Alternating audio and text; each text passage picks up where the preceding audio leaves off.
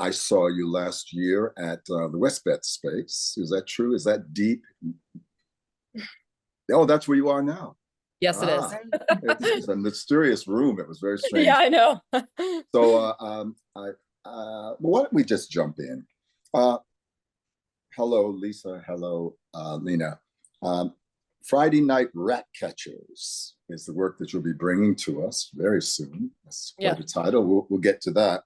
I have written my questions down. Troubling terms for clarification. Mm. You know, I'm a big one on terms, right? How do you define dance, theater, choreography? Awesome. I love the humongous question as a jump off point. It's great. Yeah. And I like getting some definitions down so we can really get going after that. Yeah. Yeah, Yes. you have to hold Term. us. You have to hold us to the definitions, though, if we start to sort of stray. Oh Yeah. well, Which we I'm worry famously will. discursive, and I wander off message a lot, so you're all right. Yeah, Great. but yeah. This is a space for wandering. Cool. Yeah. It's great to be here. We're so excited to do the show and to be at Live Arts, and it's just a real honor, and I feel very connected to the space. And Yeah. but yeah, so okay, Lena, let's go. Dance, theater, and what was the third? Well, you can separate them. Choreography. Dance, Yeah. theater, choreography. Yeah.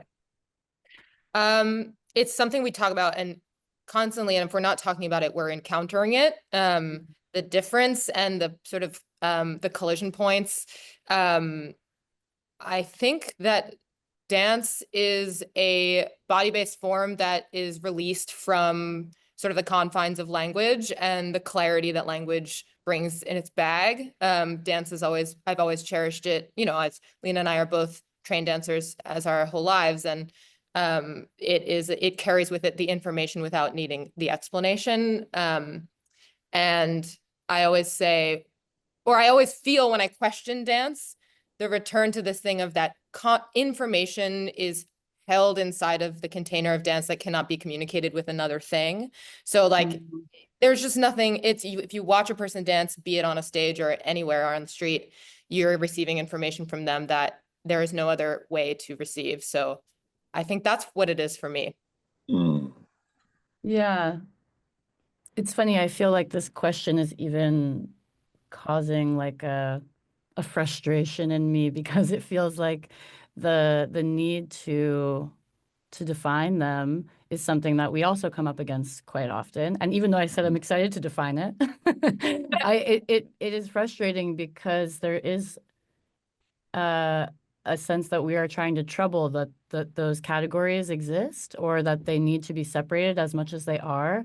And I feel like I've come across this. You are troubled that they exist and that We are troubled. interested in making that, in troubling that, you know, sort of a term I picked up from my PhD friends. But and you know, I feel like I've heard this when we've gone to colleges that there's a frustration in the siloing of theater and of dance of being like, why aren't these mediums brought further together? But there is a distinction, and I think we are oftentimes pushing on that barrier. And dance, yeah, like Lisa's saying, is this sort of body-based medium, a physical medium, and one that operates inside of a poetics and outside of a linguistic clarity. But I also think that theater isn't confined by language in the way that we're sort of having to force it or forcing it to be separated from. And I think that dance also has the capacity to encompass language without being suffocated by its exactness. So yeah, it's like, you know, I wish I could slash, you know, something down on the paper, but it's a constant question. And then I think it's important to bring in this idea of choreography because that is really like the ingredient of dance, right? And what is that?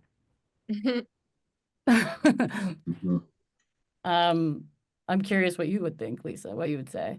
What is choreography? Choreography. Yeah. Yeah. The third term. I think that,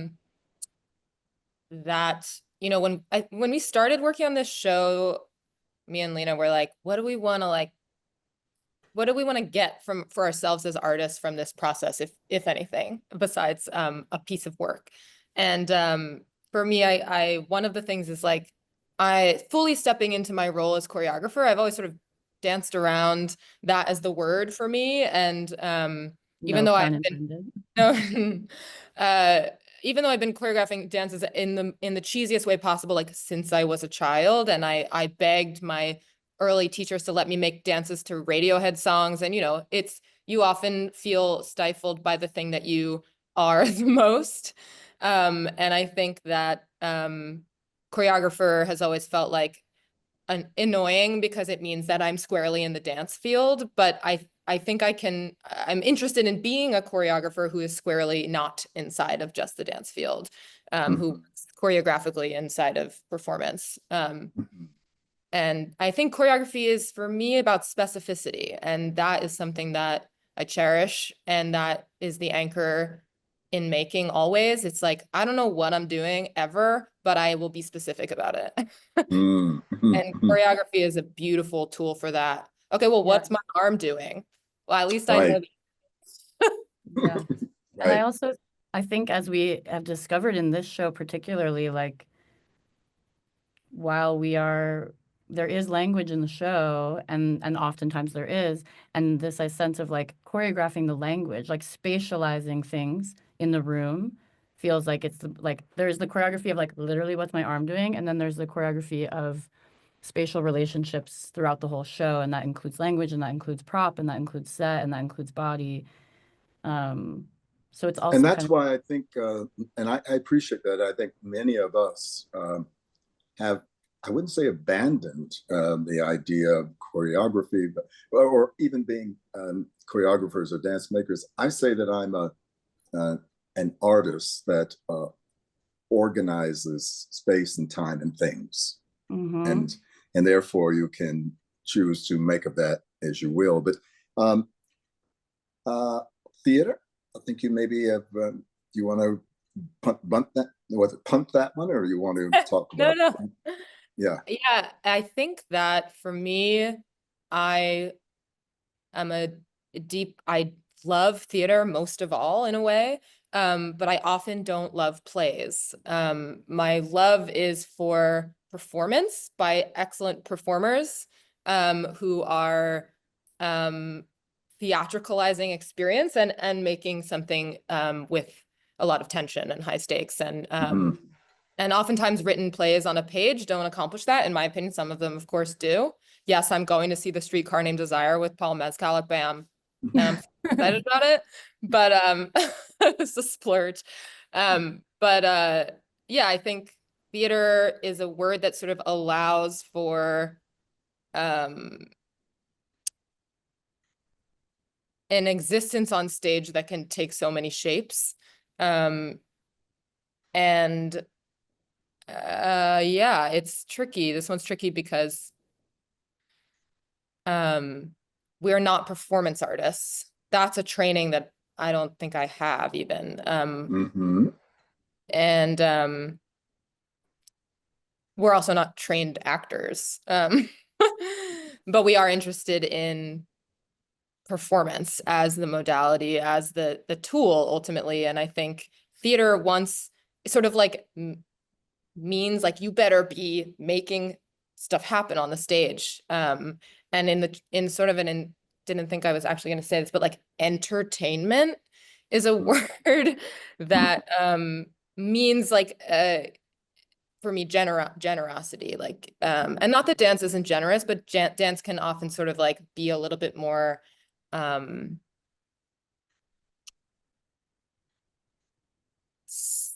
far away in a way from the audience. You two are amazing to talk to, and I am kind of I'm a stickler for terms and distinctions, and almost every statement an artist makes that's really declarative, I want to say, oh, what's an example of that? But I won't do that right now. I think it's just important that the listeners get sense of your personalities and where you're coming from. I would ask, of course, could you, where do you both describe yourself as trained dancers? You want to give us a brief little thumbnail of what your training is, your background? Sure. Sure. Lena, Yeah, sure. Well, it's funny. I was thinking about this recently because at times I sort of feel like mystified by how I've ended up doing the work that I've done because it's it's just been a surprising journey to me and not necessarily like it's certainly not been a straight line. I mean, what artists has, but I grew up doing competitive gymnastics and also grew up in like a public school system in New Jersey that had arts alongside. Like you could take dance instead of gym or be in theater instead of gym from when you were in kindergarten. So I was sort of exposed to all different kinds of dance and performance and in really a sort of like academic, like a schooling setting where we did jazz and tap and hip hop and ballet. It was really like a very robust program. And I'm from Montclair, which has like a lot of dance programming there. And so got to do a lot of like extracurricular dance. And I did a lot of ballet, but really it was such a robust, like varied training style. And it's something that I really prize about myself as a dancer is that I'm really like interested in the variety of modalities and techniques and have gone down a lot of different rabbit holes that I think coalesce into a kind of performance physicality that can be used to accomplish a lot of different things, which sort of speaking to what Lisa was saying earlier about like, it's really about performance and whatever medium serves the performance the best. Right. Yeah. Yeah. Helen Shaw described your work as high weird. Helen Shaw, now I guess she's a New Yorker, right? I'm getting these things from the press release and so on.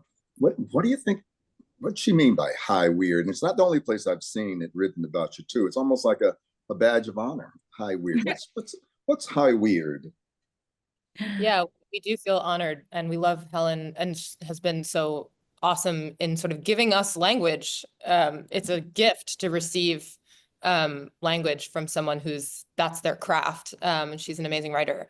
Yeah, I think we are very obsessed with craft and specificity and all those things we were talking about and the sort of extreme rabbit holes that shows open in terms of like, well, if the wall has a pink square on it, that's the Pop-Tart, and the Pop-Tart has to come down into the toaster, which is which is like in the air, and then when you eat a Pop-Tart, you have to go into like Pop-Tart dream or whatever the logic is. That was a really bad example. I can do better than that. I'm a little tired. But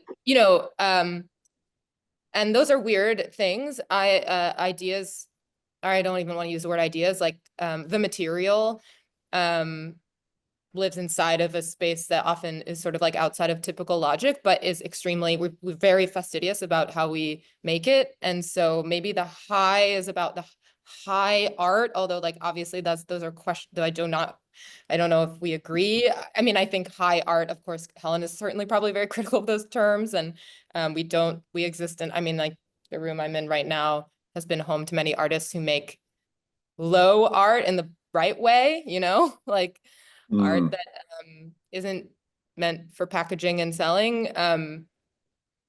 Anyway, so there's some kind of meeting of craft and attention to detail, and also sort of letting ideas really live that come from sort of the subconscious or the associative mind. I'm kind of. So if I threw out words like, looking for a synonym, like obsessive, perverse, all words that I know in the 80s had a high value. That I had a choreographer friend that who it is, but I won't mention his name, but he said he's interested in what's obsessive. And at that time, it was a lot of obsessive and what was the other word that I used? Perverse. There was something about the show I saw last year that was, and I'm not saying it was in any way kinky, but there was something perverse about the humor, the bubble wrap, the fact that I was in the room, it felt like I was in your kitchen with you, and so on and so forth. Well, what do you think of those ideas? Obsessive, perverse.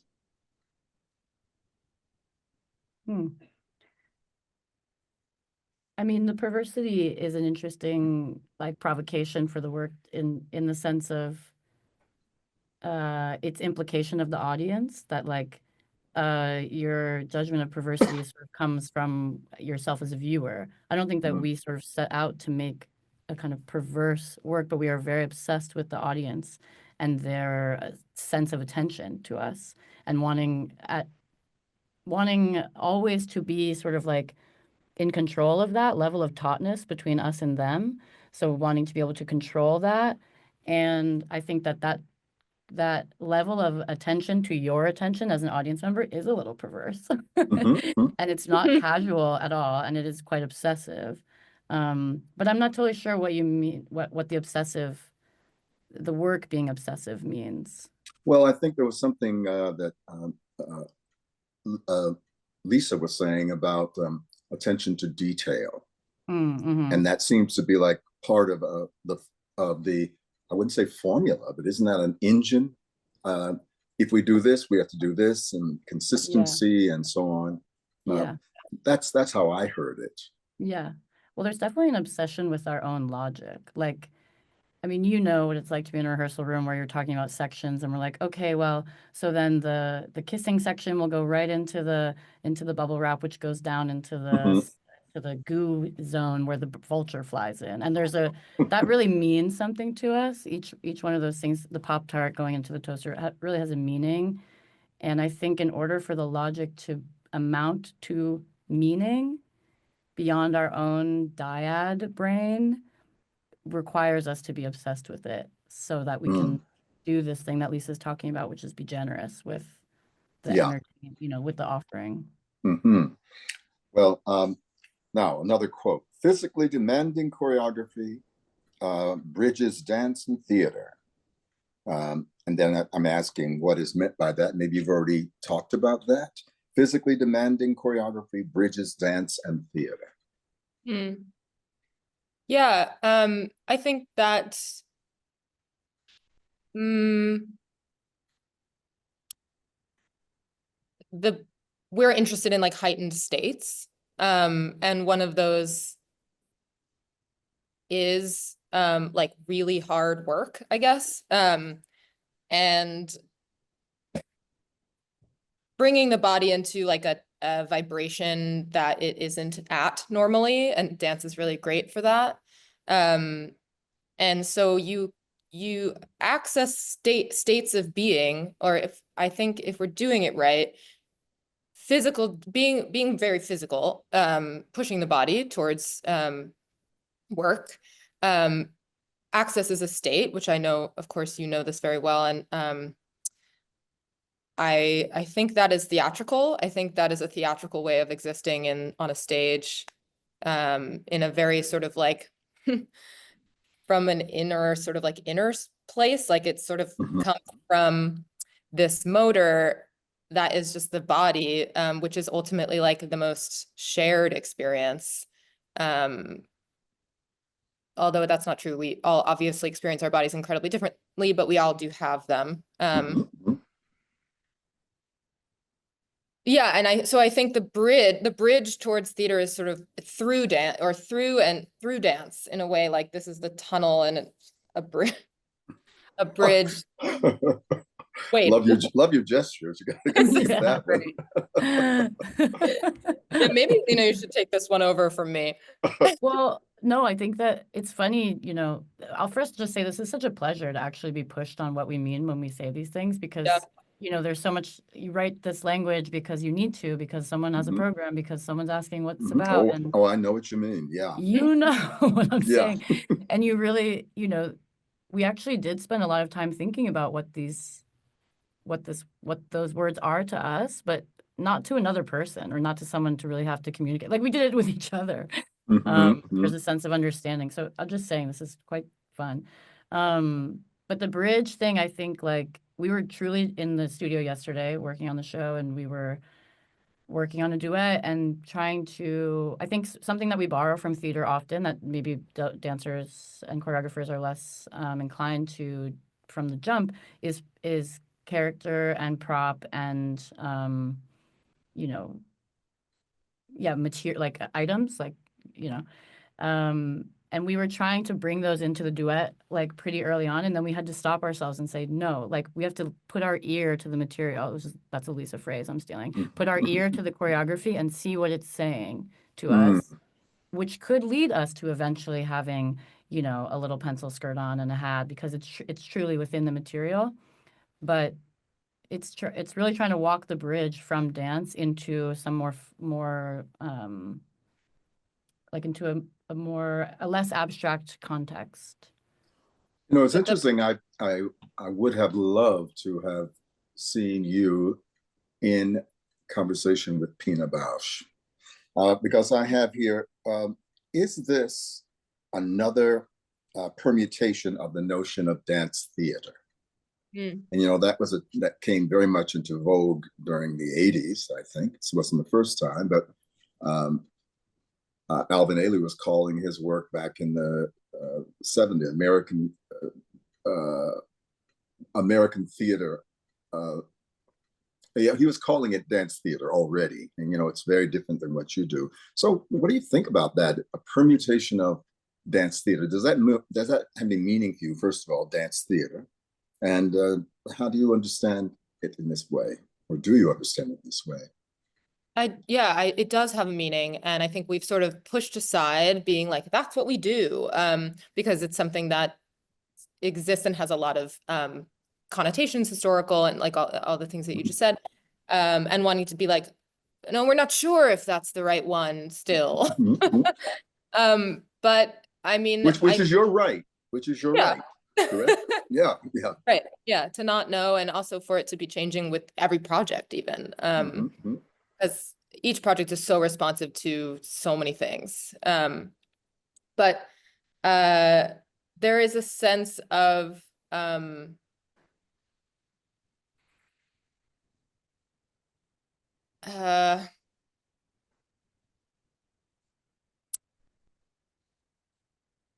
well, I'll step it back and say, maybe I'm disagreeing with Lena here for 1 second with the use of the word character, which is something that we do talk about and use. I knew you would. I knew you would. But I would say that in a lot of dance theater, you aren't dealing with character. We often, in a very stupid way, call things or people or ways that we're inhabiting a body like blank person.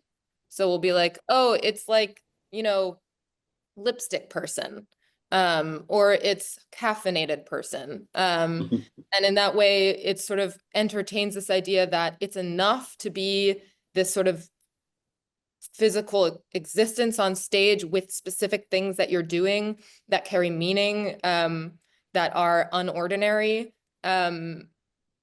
And that feels like the dance theater thing rather than the theater thing, where there has to be a reason why you are lipstick girl or a reason why you're a caffeinated girl. I think when I see work from artists that I love, of course, including Pina Bausch, I see people existing, and I don't track, of course, their narrative or even necessarily like the meaning behind their relationship to each other. Although I am very interested in relational performance. Wow. Okay. Yeah. All right. Fagan and Engelstein Fagan and Engelstein reimagine how choreography can be used to accomplish theatricality. And maybe, is that a repeat of the other one about the bridge? Is that the same? Is that almost the same thing, or is it different? Can be used, how choreography can be used to accomplish theatricalities. Yeah, I think there's a big similarity between bridging the two, or using one to achieve the second, as a tool. And yeah, do we reimagine? I don't know, maybe we just imagine. Reimagine seems like a tall order. Yeah, I know, it's a big one, isn't it? Yeah. Deep DEE darkness, which I saw at the West Base, breathe life into downtown dance scene, fervently reminding audience goers that the absurd is still alive and well in New York City. Now, I wrote, judging by our present political social moment, were there any doubt about the absurd? Right. Yeah. Well, your wonderful, incredible team at Live Arts wrote that very one beautiful statement. And it's very flattering and amazing. Yeah. The question is, is the absurd not alive? Yeah, that's the question, isn't it?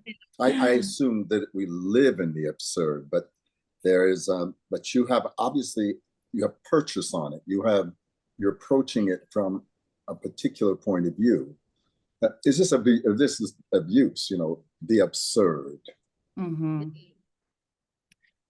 Yeah, I mean, I do think that a lot of times people are trying to make sense of stuff. I mean, we're all trying to make sense of this sort of deranged world that is unfolding in every direction, and making sense of stuff is what we do. It just takes it takes one road towards that. Other people make sense of stuff by trying to order it, or make an allegory or write a play about a thing that comes from the world or themselves. And I think, yeah, there's a lot of sort of juice in the air right now that feels very akin to our process. But yeah, I think in the concept of the absurd is not really something we're trying to create in the work. It's an interest in images for me, at least. I'll speak for myself, in that, like, gravitate towards certain images that bring me pleasure and delight, and those things come from the imagination, and the imagination is fed by the world around us.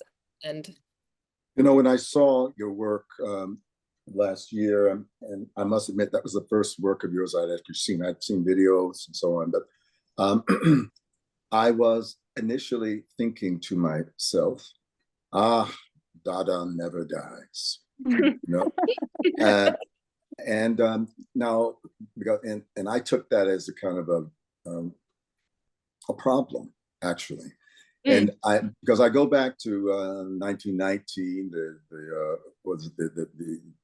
the Cafe Odeon, where people would get up and, quote, do something designed to shock the shell-shocked.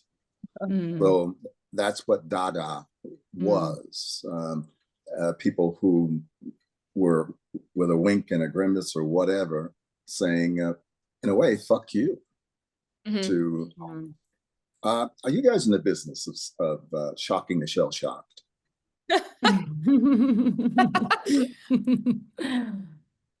Yeah, it's on my business card, so that's great.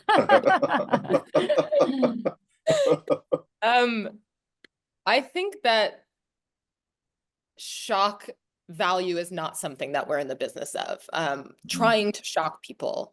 I gotta make it crazy. I want the audience to freak out. I want the audience to cry. I want the audience to have their jaw on the floor. I want half of them to leave. No. And in fact, we're resisting that. Really, we're resisting that as much as we can. How so? How so? I think that when, a lot of our process is sort of like imagining what could happen. Like, oh, we're doing this and then this thing could happen. Or like a thing we could rip off the wall could be ripped off the wall. But there's a real attention to earning that. And you can't just do it because it would be shocking, or it can't show up in the show just because it's possible. It has to be earned in the same way that arriving at, a theatricality has to be earned through the movement. Okay. All right. But I would say that one thing that Dada, that is, like, historically interesting to me about Dada, is just its sort of bringing about imagery that casts away the ordinary, that that allows its sort of imagination to be extreme. And the good Dada, the best artists really followed that. And And I think that is something that shouldn't die. You know, I'm sure, I don't know about your own personal sexual orientation, but let's face it, gay men, and they literally, they seem to traffic in thumbing their nose at conventions, and they know that they are not accepted just by being themselves is already an affront, you know. So gay men I think, have sort of dominated this world of the absurd, you know. And so I wonder, when I see your work, do I detect a camp in it? Do I detect a kind of charming fuck you? Mm. Mm.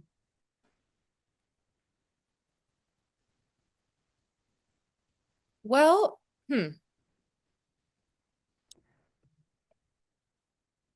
I'm curious if you know, I know you saw DP, and the sense of the questions around like shock and shock value and shocking the shell shocked and a fuck you and a perversity. Yeah, I'm curious if that felt like it was present for you in the show, that there was a little fuck you. Yes, I did. I Yeah, did. interesting. It felt like classic avant-garde to me. You know, I've been around a while. I've seen a few things, and I'm thinking of Jack Smith, you know, Flaming Creatures. I'm thinking of, well, I know works that my friends have done around this. I dare you to do this, right? What was divine when they ate dog shit in Flaming Creature? No, Pink Flamingos. What was that? You know, and it was, we got to laugh out of it, or going, you know, going into a butcher dressed in high drag and ordering a piece of steak and then putting it between her thighs and walking out with, and so everybody in the street, we knew that she was walking with a piece of raw meat between her legs, right? Now that's high water marks for me, about how absurdity is used to good effect. Actually, I approve of it. You know, Yeah. it's not for me to approve, but I am also unfortunately, I'm not an ironic maker, and I'm very sincere maker. Now, what do those words mean to you? Irony, sincerity.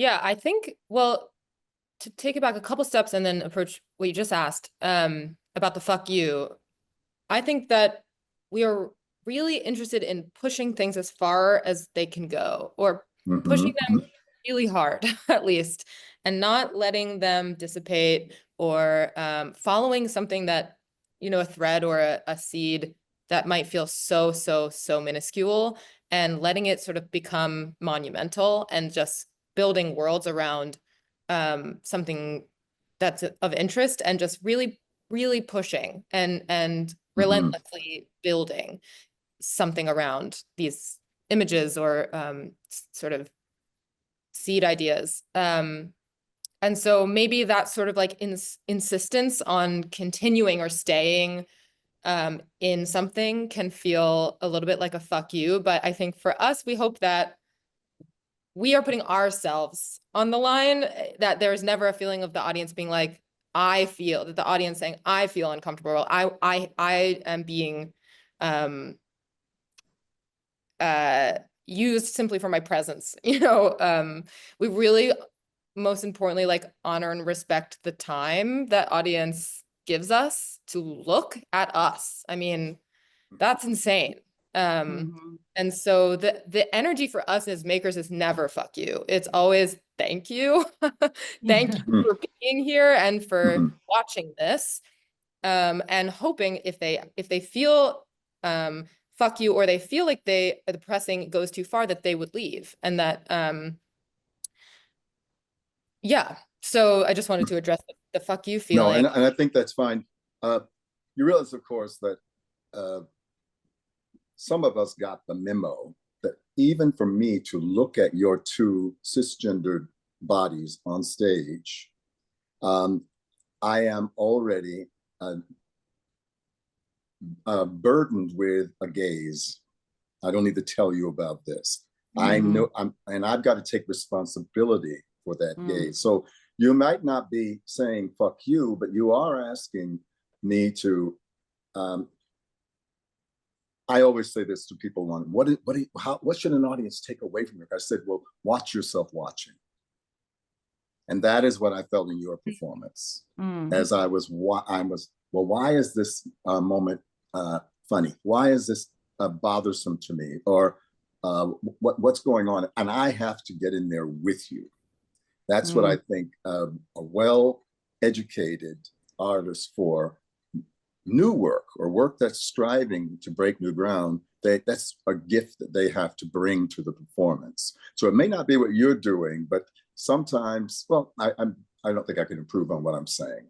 There is a responsibility. Each audience member has a gaze. And there's something about two attractive young women, and if I may say that, right, that already you are the stuff that the society eats for breakfast. It seems that you know that, because that's where the camp comes in for me, and the silliness and so on. You know that you're smarter. I say you're smarter than the material. Yeah. Well, I think one thing that is very Dada is using silliness or buffoonery as a means to an end. That feels like very essential to the movement of like anti-art or things that are sort of that really trying to dismantle sort of artistic understandings that the public had. But you are or not or not.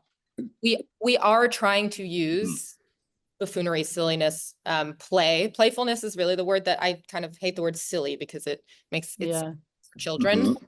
But it has been used, it's been used, you know. Other words have been used for us that I don't like zany, like these kind of words where it's like quirky. I mean, that's the cardinal sin, I would say, the quirky.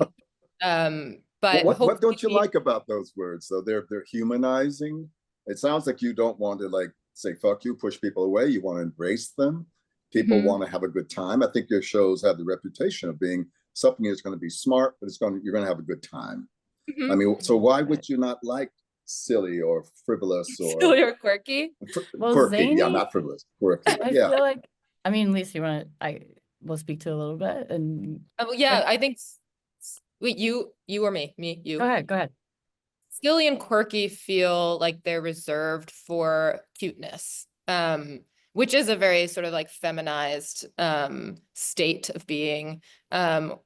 Quirky is for the comfort of the receiver. I was a bartender for many years, unfortunately, and I got a Yelp review one time, and the wonderful gentleman who decided to Yelp review about me called me quirky, and it was incredibly offensive, because it's like sort of like sexualizing and problematic on so many levels, and the need to have to say it is the real trouble.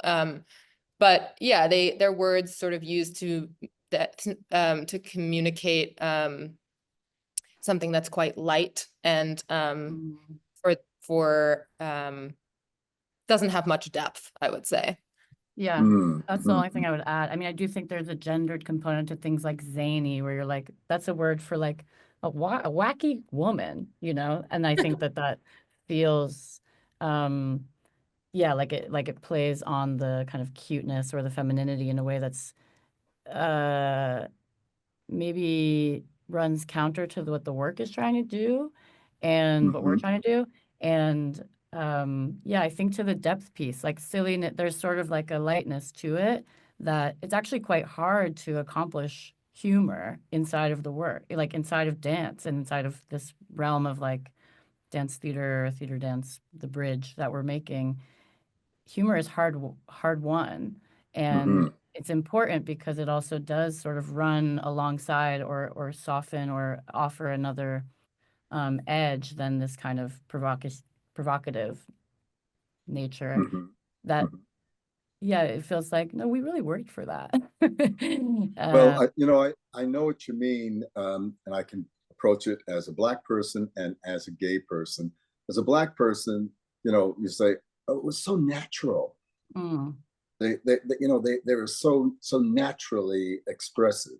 Okay, and the other one, as a gay person, the first time somebody actually, I definitely didn't think I was. Oh, he's flamboyant. Mm. What do you mean? What the fuck you mean I'm flamboyant? Is that a way that's the safe way for you to say that I'm openly gay person? So I know what you mean, and we don't have to trouble this, but all of this comes when one is trying to assess how serious should I take what I am seeing in front of me. yeah. And that's why I wanted to talk to you, and I think that's very important. Their works are intensely detailed performances rooted in physicality that use trust within their collaboration to encourage risk. What does that mean? Is that yours or is that my staff? That was us. The works are intensely detailed performances rooted in physicality that use trust within their collaboration to encourage risk. What does that mean? Slight reword. That's a slight rewording of what we wrote, but those are our words, I would say. Mm-hmm. I trust Lena with our relationship as collaborators is nothing without sort of the deepest sense of trust, which is that, like, we don't know what the fuck is going to happen. And to No, by the enter, time the performance comes up, you do know, or is that even in the you should performance? know. I mean, each process is different. No, performance, it's all set. Mhm. That is set material, and it will be Mhm. set material by the time it's on the live art stage. But sometimes it finds its world sooner, and sometimes it takes much longer to get to the place of knowing. Mhm. And that's a trust that just comes from pure time spent together in each other's presence and loving each other. And I mean, we've spent like every single day together forever. And we just did a short residency upstate. And like, I would say we like also want to like watch the Oscars and drink wine together. And we, so like that's the kind of relationship that I think is required to enter into a process like this, where you don't know what's going to happen. You don't know what you're going to be on stage. And the other person has to be there to meet you. Mm-hmm. Well, that's what we want, don't we? The title, Friday Night Rat Catchers, is peculiar. Can you tell us something about it? Uh-huh. Oh, yeah. You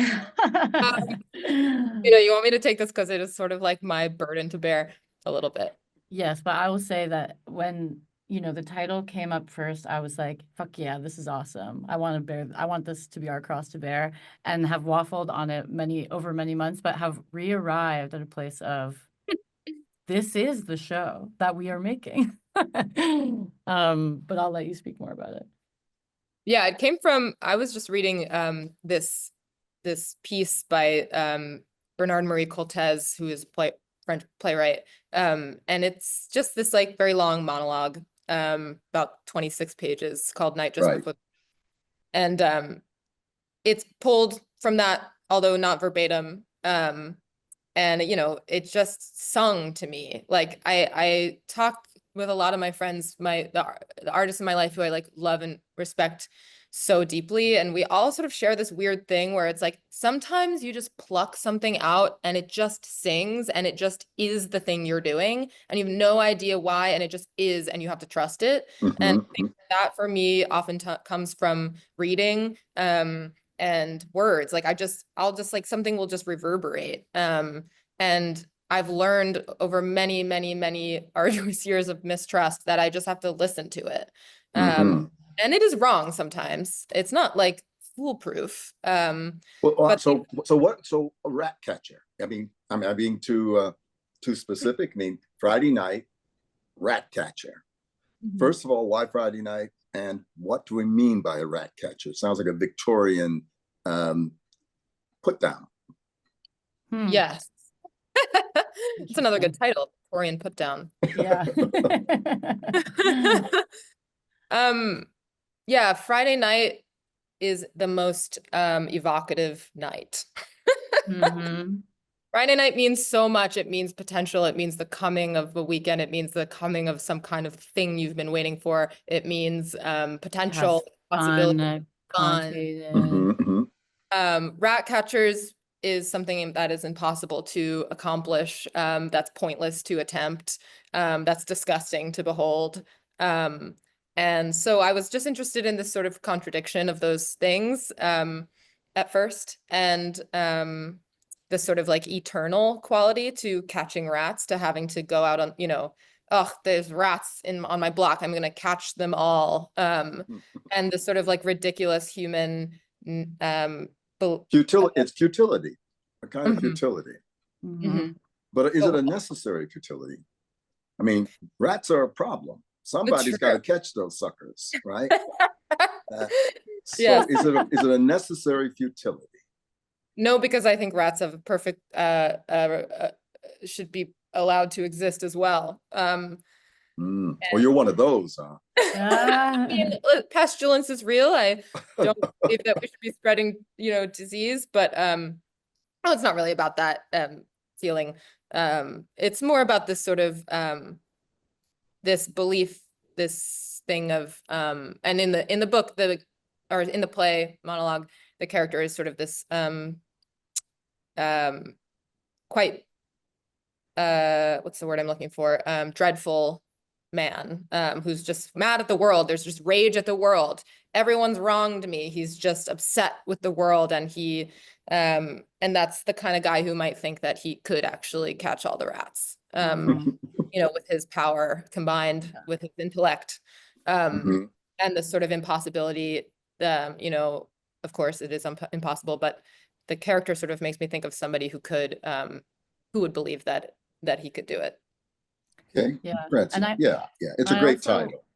I want to add a little bit to it that, as we're talking, is making me think about, the Friday night and the rat catcher both have like a sort of like optimism laden in them, which is like the idea that I think I could catch a rat, and also it's Friday night and anything could happen, and this is the weekend lies before us. And it's weird because I don't think either of us have felt particularly optimistic about many things in the last couple months, as many people have, or years perhaps.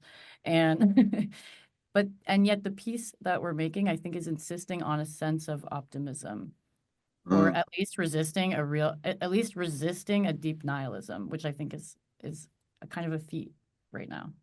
Yeah, and that unites a lot of us, doesn't it? Okay, I think you've already done this. I have it. Could you give us a brief history of your working together? Well, how long has it been? It's been like 9 years, I would say. And, it started off, I went to a random audition, and Lisa hired me for a show she was doing at Judson. And it was Hired. She brought me on. I don't remember what our fee was at the time, but that's a heart she's making. It was love. And then for many years I was in work that Lisa was making up until the pandemic. And it was, going back to this thing that was in the quote you read about trust, I think that part of my mystified nature at doing the work I'm doing comes from my relationship with Lisa. She's like pushed me to do so many things on stage I would never have imagined that I would do. That could you give us an example? Oh gosh, like singing is one for sure, though that one's been sort of revoked from me based on us all. And us all. Talking, things that live outside of sort of straight up choreographic phrase material. She was sort of one of the first people that I ever worked with that asked me to perform a sense, a state, a way of being, and a new relationship with the audience that was about this thing we've been talking so much about like an electrification and a desire to pull people forward and have them lean toward you. And then pandemic happened, and we took our long break and came back and started working on Deepy as, an evolution of a long relationship into a new kind of collaboration. Mhm, Yeah. mhm. And I will add also that I made a piece many years ago called Red Carrots, which actually I developed at Fresh Tracks when I did Fresh Tracks. And Lena was in that. And I gave her some material to do, and she could do it in a way that was insane immediately. And it had to do with like extreme sort of like the spine going sort of like this. While sort of speaking and letting that sort of like spinal movement affect the voice. And it was incredibly durational for what it was. I mean, it's really hard to do. And Lena did it like extremely skillfully, extremely quickly, and never lost stamina. And those skills to be able to jump into something like that and do it not just with openness, but actually with like the level of skill where it becomes an actual thing and not just like a weird, hard thing that no one can really do. And it's just kind of exists at a time. Yeah, yeah. Well, bravo, bravo. Now, is this relevant at this point in our conversation? What is your practice like? I say to people that artists are, most of us have a practice that we do on a daily basis. Once upon a time, it was taking class every day, and now, what is your practice like?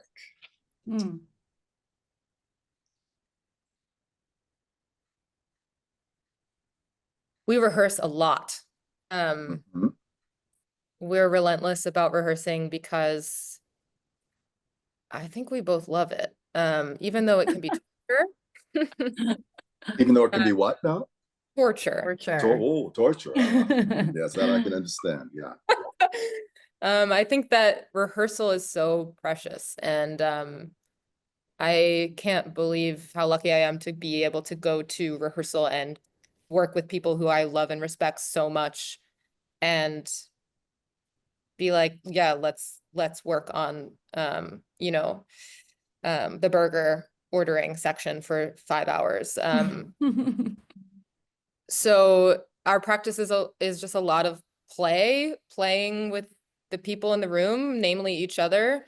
It's also bringing a lot of out of rehearsal conversation, constant stream of texts and voice memos. Like I would say that we're those kinds of collaborators. It's sort of like a insane quantity of togetherness, communication, sharing of things. Oh my God, I just saw this thing. Oh my God, a Red Bull truck just passed by. How crazy. We were just talking about Red Bull in rehearsal.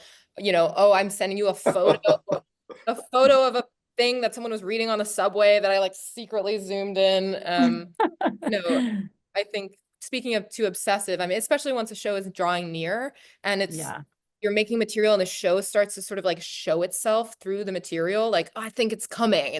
It seems to be like coming out of the material. And that's when the obsessiveness for me is to the level that sometimes it's unbearable, where it's really like a nonstop onslaught of thought that is sort of circling the material. So your process doesn't stop when the rehearsal's over. No. And that is probably because you're good friends as well, correct? That's a luxury, I think, of having been working with a good friend. Yeah. The pair delight in running choreography through innovative structures that place it under pressure. The pair delight in running choreography through innovative structures that place it under pressure. And I said, could you give us an example? That's not too obnoxious, but it's not. I think we have some examples. Yeah.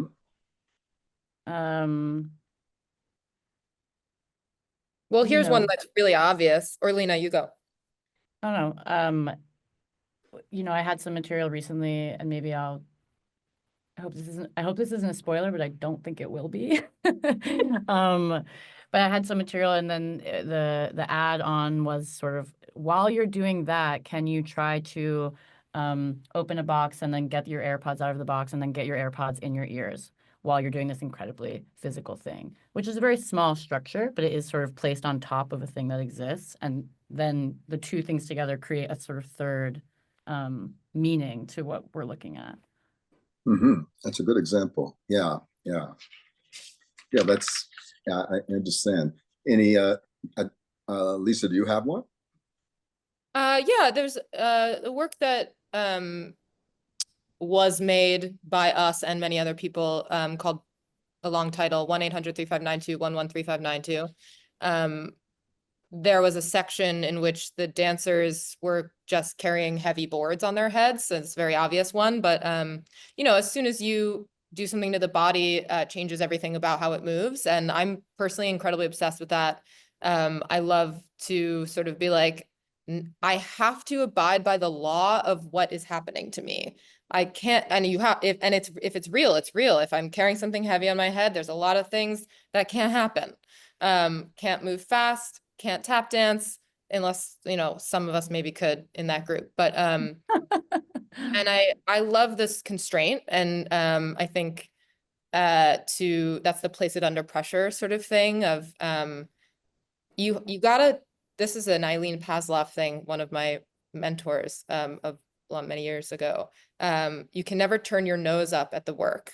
So it's sort of like a deep respect for everything, including inanimate objects that enter the work. Like, you know, if I'm carrying something heavy, then this is what I have access to physically. And those are the rules. Mm-hmm.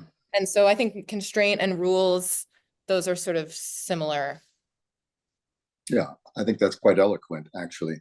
Now, back to your novelist. You said Bernard-Marie Collet's monologue, Night Just Before the Forest, and Luis Borges' short story, The Lottery in Babylon, are cited as source materials. Could you give us some more insight into how and why these literary works inform the work?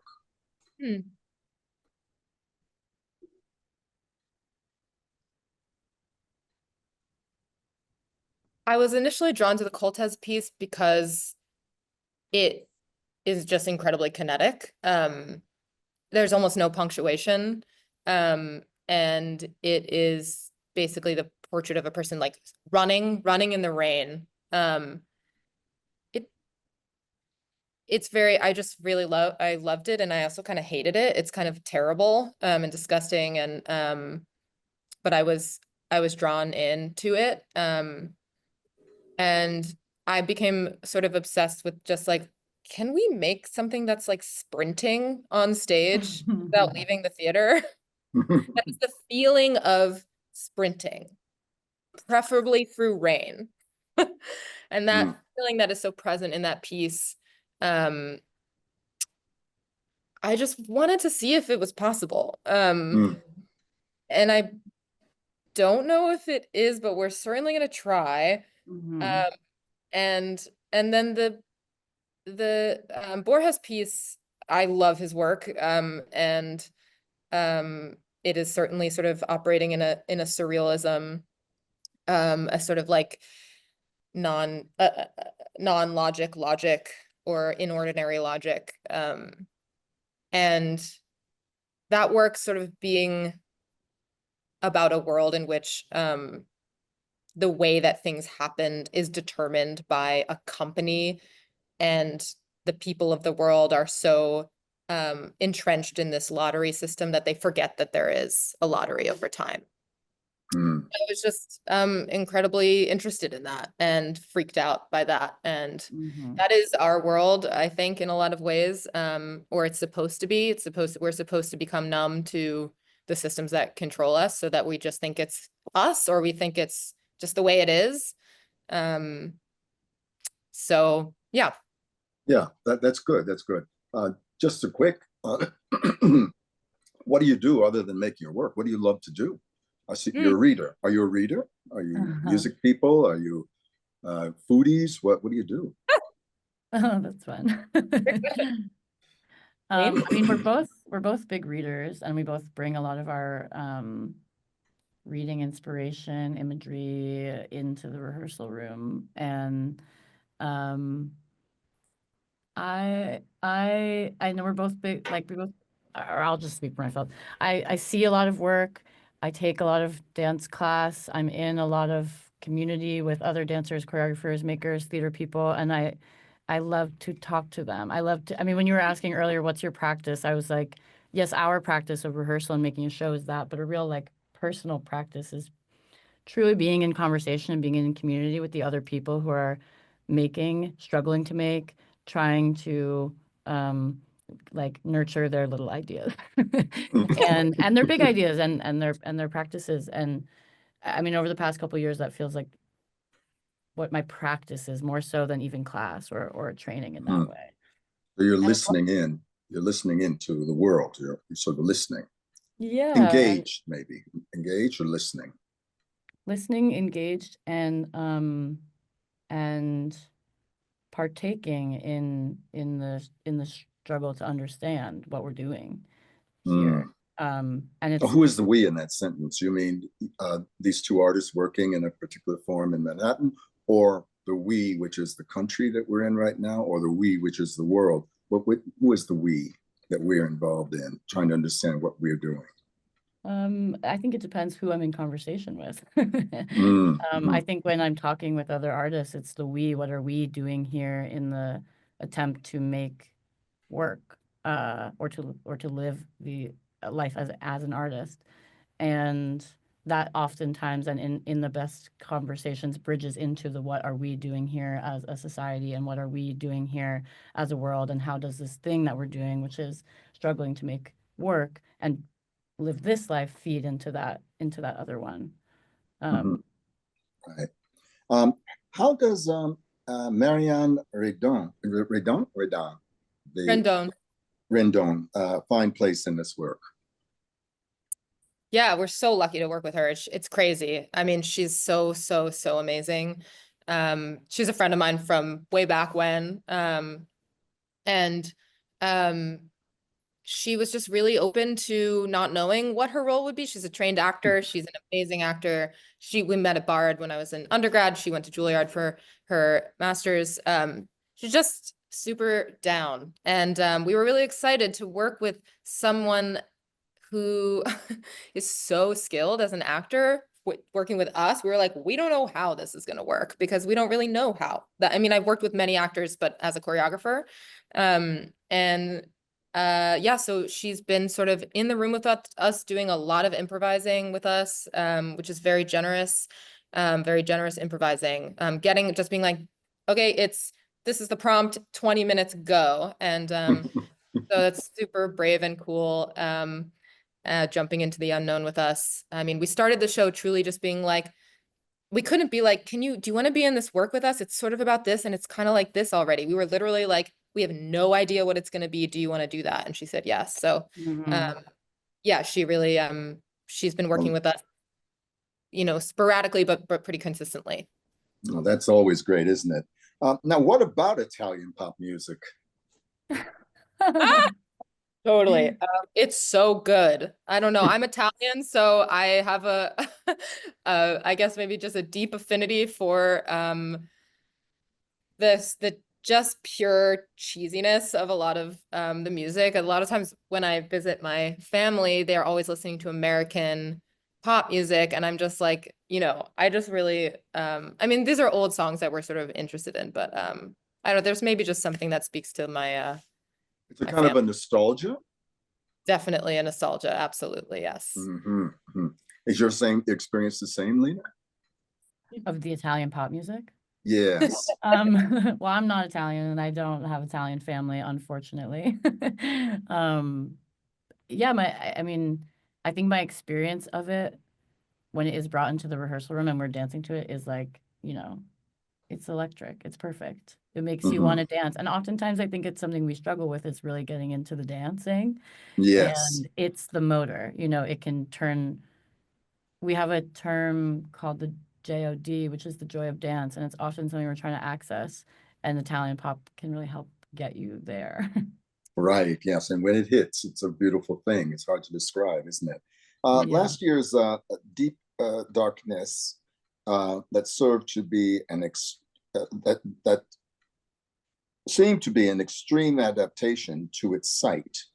A kitchen figured prominently. The stage here at New York Live Arts is quite decidedly a theater space. Will there be any of the earlier pieces adaptation?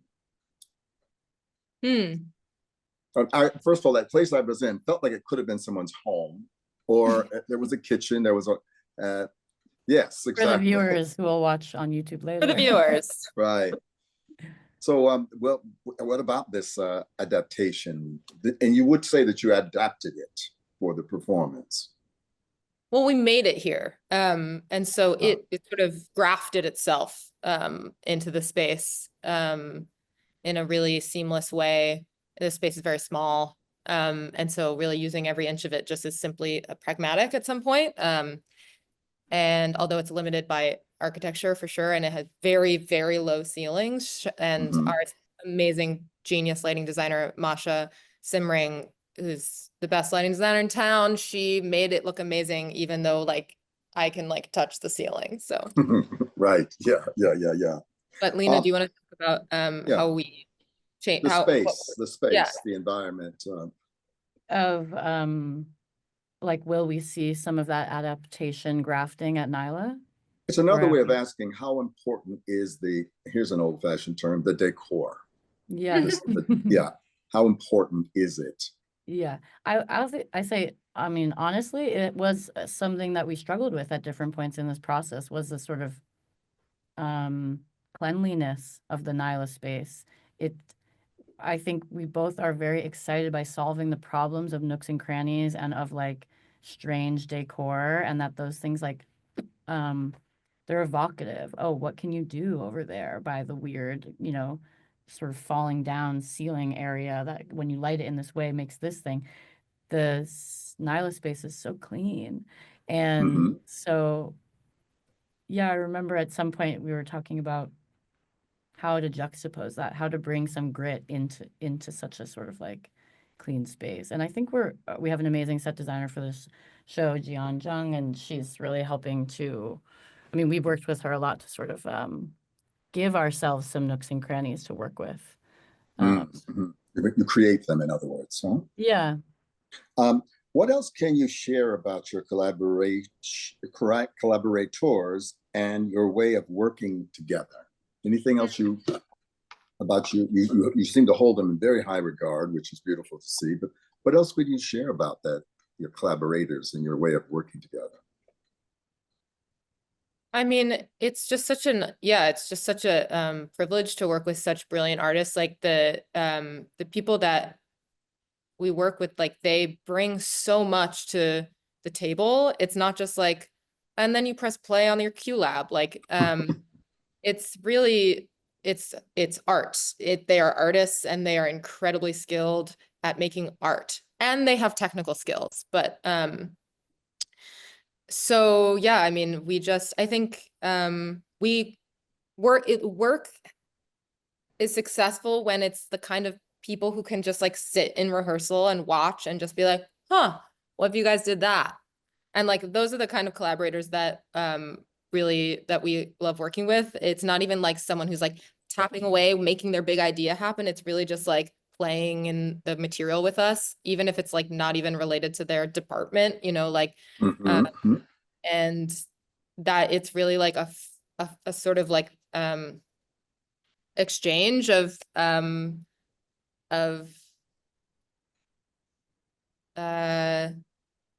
associations, like huh, I could really see you guys doing that over there, like and that could come from anyone, including like our producer and our production manager. Like those are also artists. Like our production manager was in Richard Foreman plays, like all of them are people who whose minds are like filled with stuff. And it's a real delight to even get to tap the surface of their creativity in regards to our work. Great, And great. I'll just say that it's extremely humbling because like Lisa's saying, they're all geniuses, and for them to spend their creative energy elevating what we're doing is like, I have so much gratitude for it. It's really moving. Yeah, that's very moving to hear. As artists, what is your feeling about the world right now?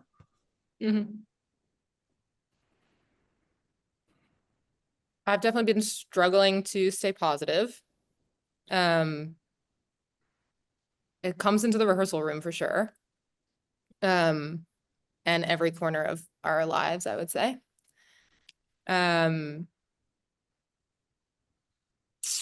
such a big question. But a very intimate one as well. It's very intimate, isn't it? Yeah, yeah, it's I don't know what's gonna, happen to the way that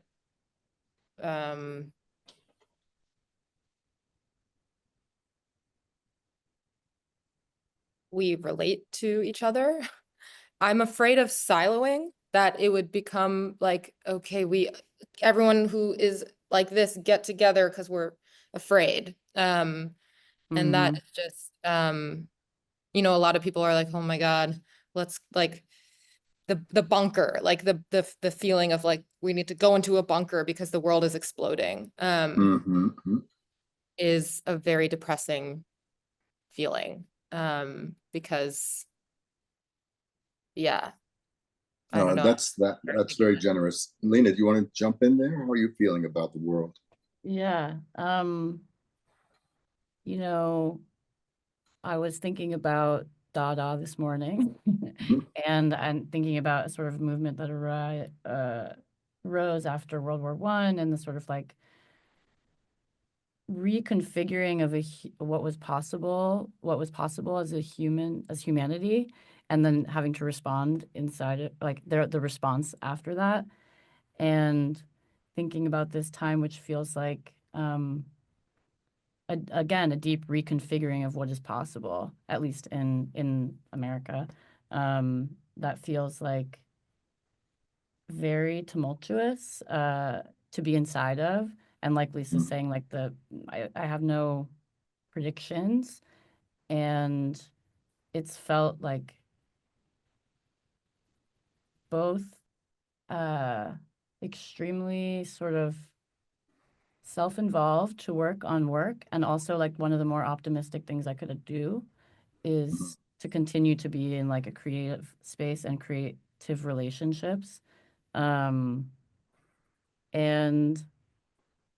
I feel hopeful about a sense of inside of a reimagining of what is possible that we're inside of right now, being inside of it, that there is like a resistance that's also possible that wouldn't have been before. And I hope that like yeah, I hope for that to come to pass. And the last one is, and I think you might have come close to it.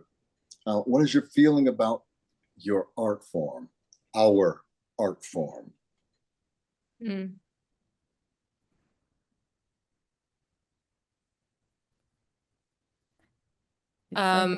like, go ahead.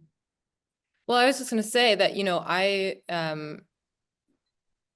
I studied with a lot of dancers who were in your company. And they shaped me in a lot of ways. I come from ballet. That was my entire training. And then I feel sort of like there's a secret that the world doesn't know about unless you are engaged in a dance practice, about people and being with people, and getting to know people and getting to love them. And that is something that I just really cherish. I think I feel a artistic combativeness towards dance, but an emotional love. And that's kind of like a sweet spot, I think, for me right now. At least it could change, but I feel very privileged to have this relationship with my physical reality and so many other people's physical realities. It's very crazy. I mean, there are people who don't. It sounds optimistic. Yeah, I think what's really scary is like the idea that dance education could go away. I think dancers make excellent people, performers make excellent people. Taking dance incredibly seriously makes you really good at a lot of things that are incredibly essential. And it's extremely horrifying to think that that is like erasable in a lot of ways. Yeah. Mhm. Well, Lena, anything, or you, was that I feel Oh. very resonant with what Lisa's saying, and also I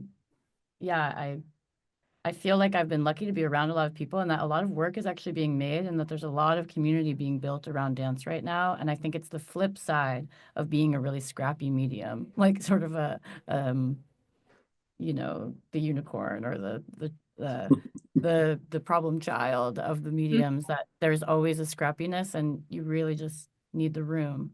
And people have been gathering, and it's really we're the special people. Well, I thank you both for giving me this time with you. I have furthered my understanding of you, and you're good people. And I think that I would like to encourage everyone watching this to come see two wild makers like you that have such generosity and hopefulness about the world. And we're looking forward to seeing Friday Night Rat Catchers. So come on down and take care of yourself. And thank you so much for everything. Thank you so much, Thank Bill. you so much. Yeah, Bye-bye now. incredible. Bye-bye.